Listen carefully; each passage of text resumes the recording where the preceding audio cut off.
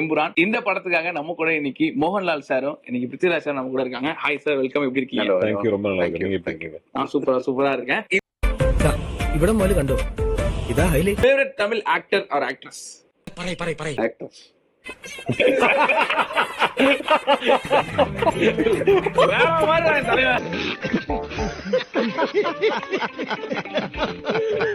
Biggest invest பண்ணி பண்ற படம்ல பெரிய இது 200 crores சொல்லி நான் கேள்விப்பட்டேன். 200 അത്രക്കുള്ള ബുദ്ധിയൊന്നും അതിനില്ലല്ലോ. 200 ஆமா. ஓ ஏத்திக்கிட்டே போகுது எல்லாரும். அப்படியே ப்ரோ, நீங்க சொன்னீங்க 200. എപ്പ പറഞ്ഞു? ഞാൻ പറഞ്ഞിട്ടില്ല. அடுத்த கொஸ்டின். இதெல்லாம் கொஸ்டினா?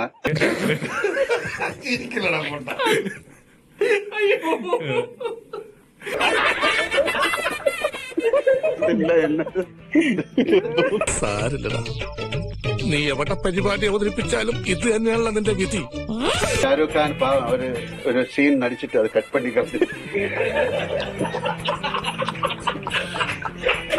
Your favourite hobby? இது மாதிரி இன்டர்வியூஸ் ഭയങ്കരமா. എന്റെ ജീവിതത്തിൽ ഞാൻ ഇങ്ങനെ ചമ്മിട്ടില്ല. എന്തോ അല്ല, എന്റെ അമ്മായി നമ്മുടെ മുമ്പിൽ ഒഴിച്ചു. എന്റെ തൊലി ഒഴിഞ്ഞു പോയില്ലേ? எவ்வளவு சூடா இருப்பாங்க இவ்வளவு இன்டர்வியூ. எனக்கு கண்டிப்பா எல்லா இதுலயுமே ஒரே கொஸ்டின் தான் இருக்கும். இந்த படம் எப்படி இருந்துச்சு, இந்த படம் எப்படி பண்ணாங்க அப்படின்னு தான் இருக்கும். கண்டிப்பா செம்ம சூடா வருவாங்க. நம்ம என்ன கேட்க போறோம்? சத்தியமா தான் இது ரேபிட். எனக்கு இப்ப வருது ஓகே தான். I am enjoying your interview. Nice. Enjoy பண்றாங்க. ആളെ വേണ്ടത്ര പരിചയമില്ലാന്ന് തോന്നുന്നു. ஆக்சுவலி சார், திருஷ்யம் மூவி நீங்க வந்து பண்ணிருந்தீங்கல்ல, அந்த மாதிரி ரியல் லைஃப் இன்சிடென்ட் உங்களுக்கு இருக்குதா?